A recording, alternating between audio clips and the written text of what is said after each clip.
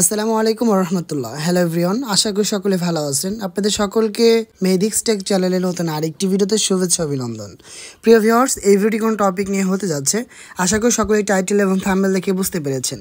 আজকের এই ভিডিওতে আমরা আলোচনা করব যেই নাম্বারে বিকাশ অ্যাকাউন্ট খোলা নেই, যদি সেই নাম্বারে ভুলবশত আপনারা টাকা পাঠিয়ে থাকেন তাহলে সেটা কিভাবে আবার টাকাটা রিপিট করবেন অথবা টাকাটা ফিরিয়ে আনবেন।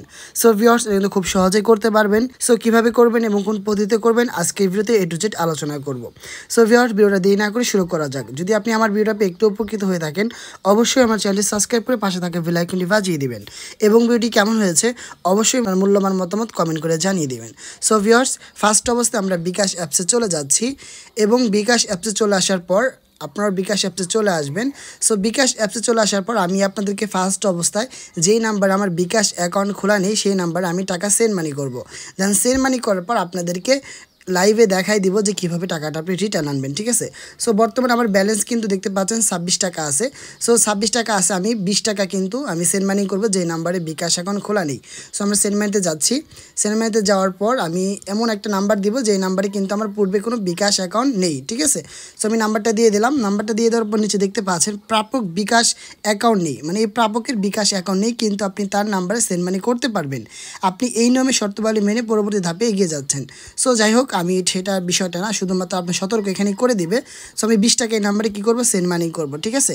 আমরা কিন্তু ফার্স্টে বললাম এই নাম্বারে কোনো বিকাশ অ্যাকাউন্ট খোলা নেই। সো আমি আপনাদেরকে লাইভে দেখাই দিচ্ছি যাতে আপনারা বিষয়টা ক্লিয়ার হয়ে বুঝতে পারেন।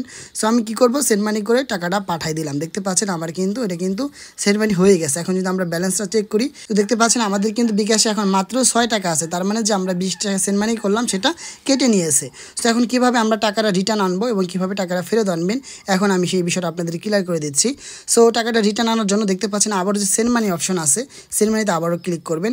দেন দেখতে পাচ্ছেন একদম আপনার বাম পাশে, আপনার একদম বাম পাশে উপরে দেখা আছে নন বিকাশ নামে একটা অপশন চলে আসছে, এখানে 1 লেখা আছে। সো নন বিকাশ যে অপশনটা আছে এখানে আমরা ক্লিক করব। সো দেখতে পাবেন এখানে আমি যে নাম্বার টাকাটা আমি পাঠিয়েছিলাম সেই নাম্বারটা এখানে দেখাচ্ছে এবং আমি কোন সময় পাঠিয়েছিলাম, কত টাকা পাঠিয়েছিলাম সব কিন্তু এখানে দেখাচ্ছে, ঠিক আছে। সো আমার যেহেতু এই নাম্বারে বিকাশ অ্যাকাউন্ট খোলা নেই, উপর দেখতে পাচ্ছেন বাতিলের একটা অপশন কিন্তু চলে আসছে। সো কী করবো, বাতিল আমরা ক্লিক করব এবং এখানে লেখা চলে আসছে আপনি কি সেন্ড মানি রিকোয়েস্টটি বাতিল করতে চান। সো আমরা কী করবো, হ্যাঁতে ক্লিক করবো। হ্যাঁতে ক্লিক করলে দেখতে পাবেন আমাদের কিন্তু সেন্ড মানি রিকোয়েস্ট আপনার এটা কিন্তু ক্যান্সেল হয়ে গেছে। আমরা যদি দেখতে পাচ্ছেন টাকাটা কিন্তু অলরেডি রিটার্ন চলে আসছে। আমরা আবার আমাদের ব্যালেন্সটা চেক করি। সো ভিউয়ার দেখতে পাচ্ছেন আমাদের টাকাটা কিন্তু রিটার্ন চলে আসছে, 26 টাকা চলে আসছে। সো ভিউয়ার্স, এই পদ্ধতিতে কিন্তু আপনি খুব সহজেই যে নাম্বারে বিকাশ অ্যাকাউন্ট খোলা নেই যদি সেই নাম্বারে ভুলবশত টাকা পাঠিয়ে দেন তাহলে কিন্তু খুব সহজে টাকাটা রিটার্ন আনতে পারবেন। সো ভিউয়ার্স, ভিডিওটা লেন্দি করবো না, ভিডিওটা এই পর্যন্তই। যদি আমার ভিডিওটা একটু উপকৃত হয়ে থাকেন আমি পূর্বে বলেছি অবশ্যই আমার চ্যানেলটি সাবস্ক্রাইব করে পাশে থাকে বেল আইকনটি বাজিয়ে দিবেন। ভালো থাকবেন, সুস্থ থাকবেন। ইনশাআল্লাহ দেখা হবে অন্য কোনো টেকনিক্যাল ভিডিওতে। আল্লাহ হাফেজ, আসসালামু আলাইকুম রহমতুল্লাহ।